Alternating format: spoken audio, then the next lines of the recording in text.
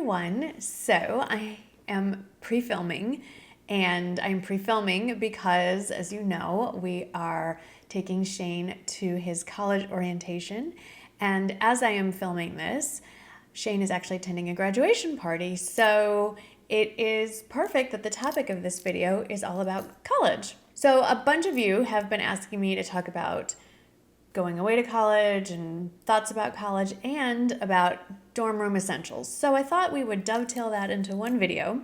So this is a video all about my advice, some insight into sending your child off to college that we don't talk about, and also a few dorm room essentials that, having sent one off, my oldest is going into his senior year of college and I'm getting ready to go shopping again for another one.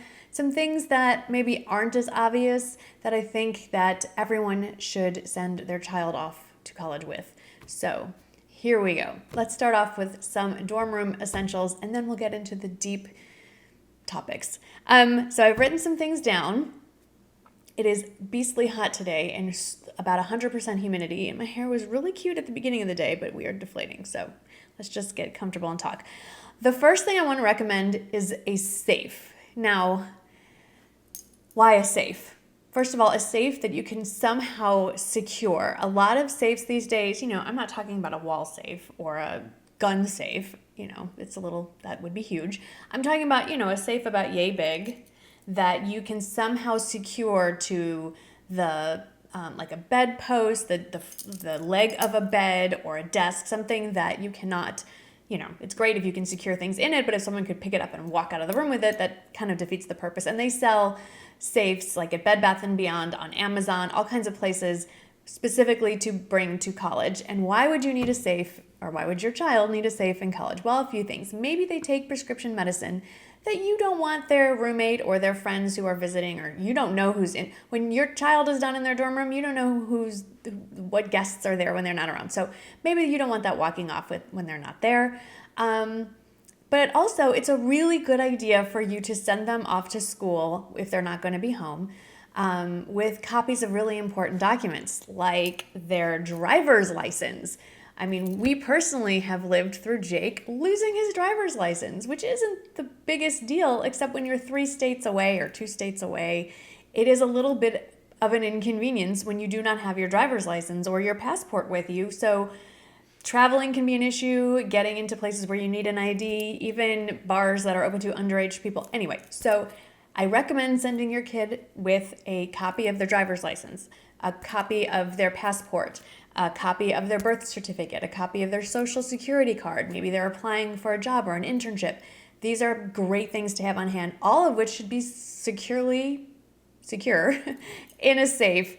You don't want those things getting into the wrong hands. Something a little less important as far as security, but it will secure a good night's sleep, is a mattress pad, a high quality mattress pad. Maybe not just the kind that has the elastic that you would use at home, but maybe in addition to like a waterproof kind of cover mattress pad, like a foam topper that you would put on top of the mattress pad, because let's face it, universities are not investing in high quality mattresses to give to your child, and you want them to get a good night's sleep so that they can be studying and focusing when they go to class.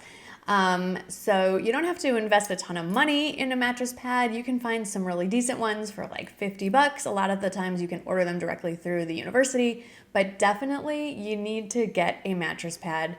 And, depending on where your child is going and what their preferences are, like a cooling one, maybe one that keeps them warmer. I don't know where they're going. Like a memory foam. I don't know. Whatever their preferences are, definitely get a mattress pad.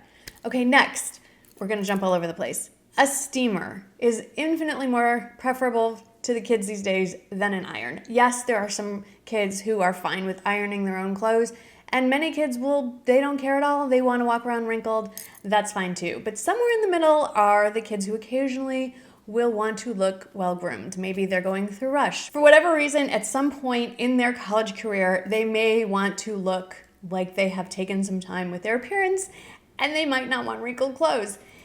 Also, there are some space constraints, and setting up an iron and an ironing board and all that stuff is sometimes a little more difficult. Basically a travel steamer, or my personal favorite is the steamer that I have, the Conair steamer. Doesn't take up a lot of space. I've even traveled with it. It's great to have. All you have to do is hang it either on like the towel bar in their bathroom, on a hook on the wall, like, you know, a command strip kind of hook, wherever. Steam, good to go. Highly recommend it. Jake has one. We'll be getting one for Shane. Steamers are great. I can't even tell you the last time I've actually used an iron in my own house. We steam whenever possible. Okay, next, this is kind of random, but an overnight bag. If you live close enough to where your child goes to school, they may come home for the weekend, and an overnight bag is useful instead of something like, you know, a full-on suitcase, because a suitcase takes up too much room. You want an overnight bag that can fold up, very tiny. Dorm rooms are like prison cells, basically. So you want something that doesn't take up a lot of room. We have a personal favorite. We have several of them. I will link it below. We got it on Amazon. It comes in maybe a dozen colors, various sizes. I'll link this exact size that we use at our house. I've given as gifts. We love it. It can be checked. It's durable enough to be checked as actual luggage, but it's a great carry-on bag. It's a great weekend bag. It can be used as a gym bag. Anyway, they might go on road trips with their friends. If they're in a fraternity sorority, they do overnight formals a lot. So it's just a nice thing to have. They never stay where you put them. They tend to travel. So it's good for them to have an overnight bag. Okay, let's talk technology. And not a computer. That's a whole different video, and I'm not giving any advice on what kind of computer to send your child just off to college with. But the stuff you need to plug in, their iPhones, their cell phones, whatever device they use, you're gonna need extension cords, power strips, charging cord for the phone. Get several. They lose them, they break, and you get the longest one that you can. I go on Amazon, I get them in 3-packs in the 10-foot length, because the actual power outlet is never anywhere near their actual bed. That's just a rule of thumb. I just go to Amazon once or twice a year. Who am I kidding? Probably 3 times a year, maybe 4 times a year. And I get the 3-pack of the 10-foot long lightning cables. I have them all over my house. My kids have them in their rooms and now dorm rooms. So I love those. Also, it was a big hit in Jake's room. We're gonna get another one. It's like a ball charger. I think we got it at the Container Store. I wanna say it was the Container Store. I'll link it below wherever I found it. It basically looks like a ball of different outlets and USB ports, and then it's a long extension cord that's covered in fabric. So, you know, you can plug it in at the wall, and then it kind of sits wherever you need it, and you can plug in a bunch of devices. It's basically a round power strip. It's quite handy. Next, doesn't get used very often, but it's definitely handy to have a small toolkit. Screwdriver, Allen wrenches, tiny little mallet. Very important at the beginning of the school year when you're putting the dorm together, and pretty handy at the end of the school year when you're taking everything apart and returning that dorm room to the pristine condition in which you found it so you can get your deposit back. Also, every kid is going to insist they don't need this, but tuck it away somewhere and remind them when they call you frantically that they have one. An umbrella, a small little travel umbrella. Unless they're going to school in the desert somewhere, it's going to rain inevitably, and they're going to freak out that they have to walk to class in the rain. Don't give them any excuses to miss classes. Send them with an umbrella, or they're not going to use a rain jacket or rain poncho or whatever. They will use an umbrella, and even more importantly, most kids these days bring their laptops to class to take notes. I can't fathom it, but they do. And you don't want that investment to get soaked. So find some sort of waterproof envelope type bag system, even if it's like a 2-gallon Ziploc bag, send them with those so that they can tuck their phone and their laptop in that. Tell them to keep it in their backpack so that it doesn't get soaked in the rain, because I've had that phone call too.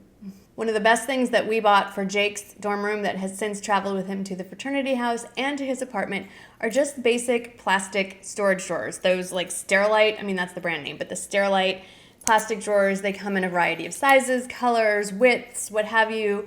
They're great actually if you are if you're moving them in a big enough vehicle. You can pack them with the stuff that you're bringing along with, like just tuck all the stuff that's already going in them and then just bring them in to wherever you're going. Just move them in sight, so to speak. It's fabulous. But they have survived, we're going on 4 years now, and they have survived the dorm room, living in a fraternity for 2 years, and now in an apartment.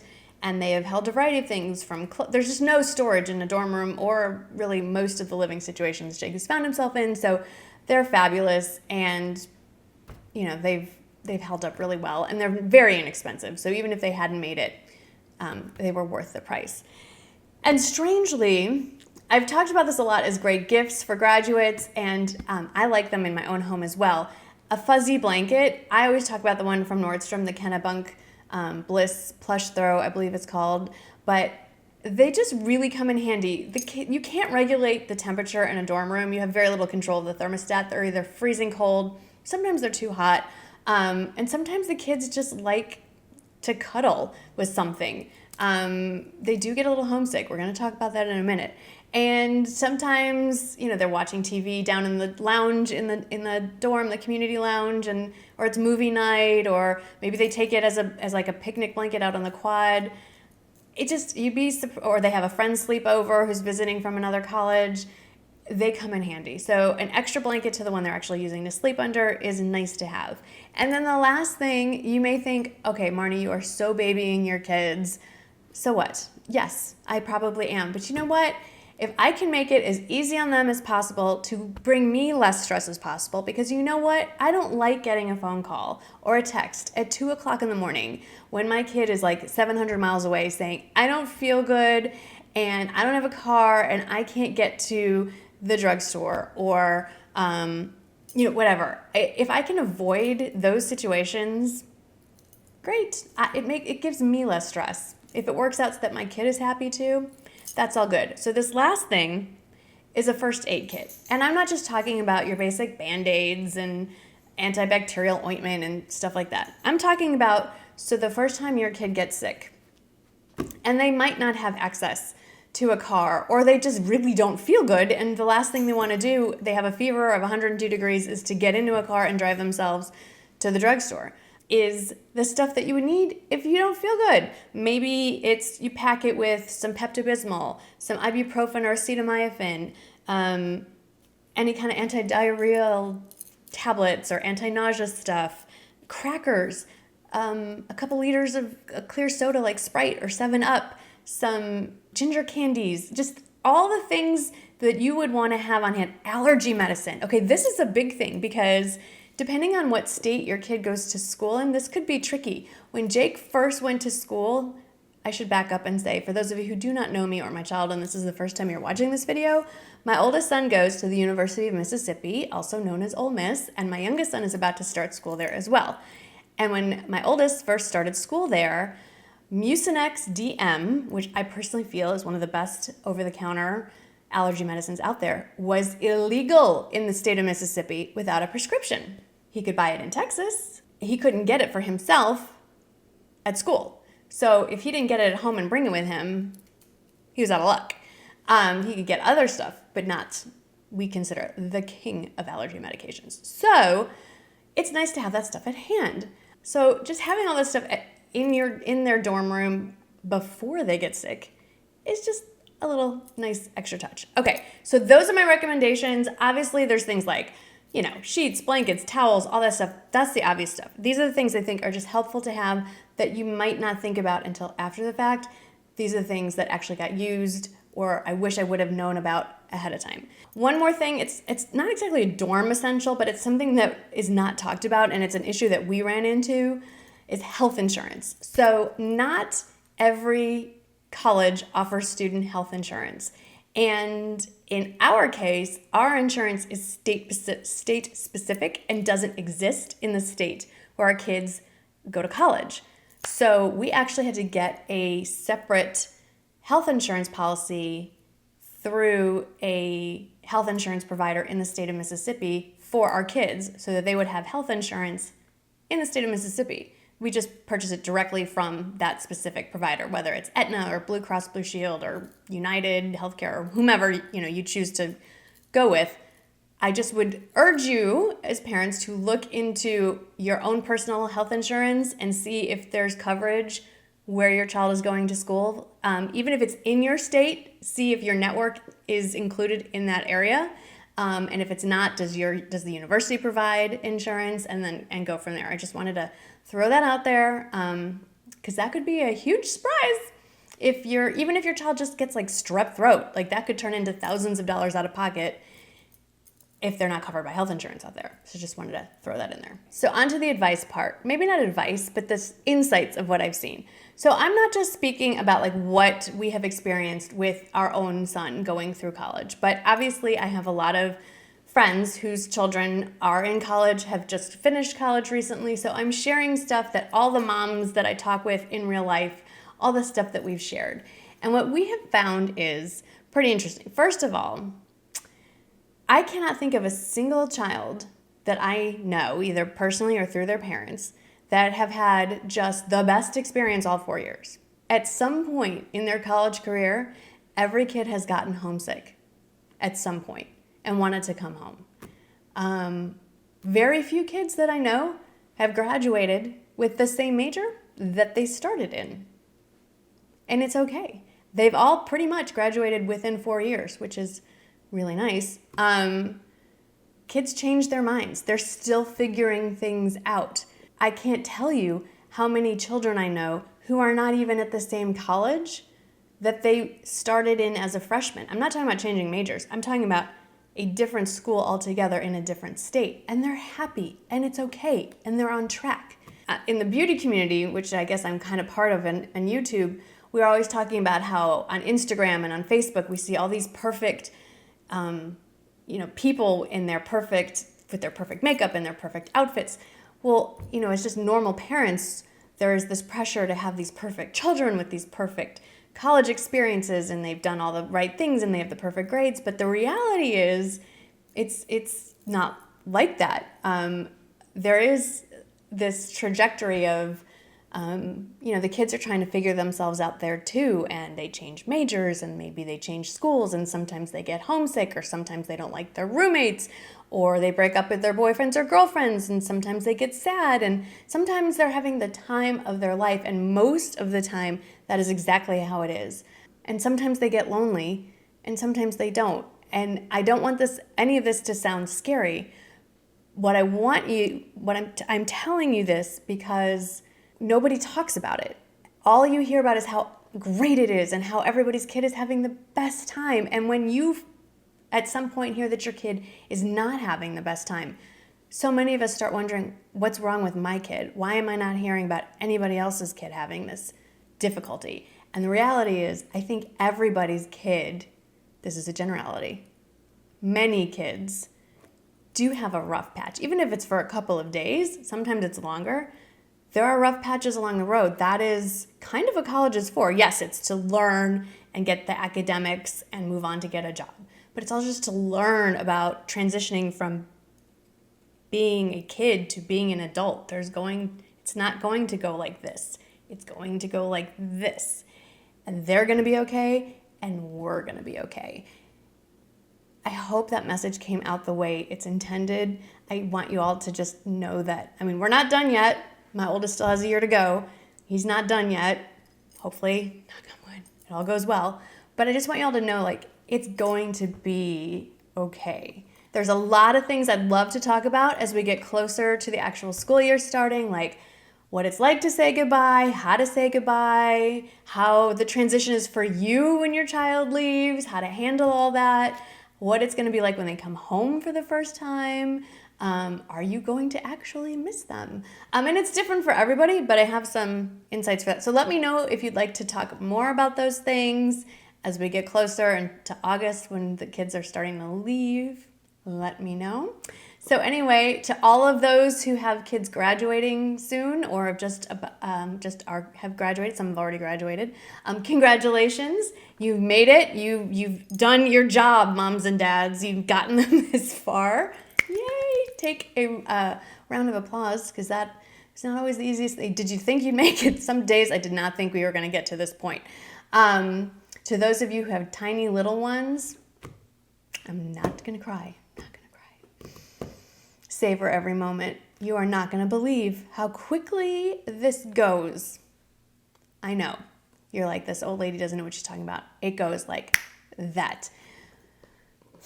So enjoy every moment. Don't wish that this moment comes too fast, because it's going to come quicker than you think.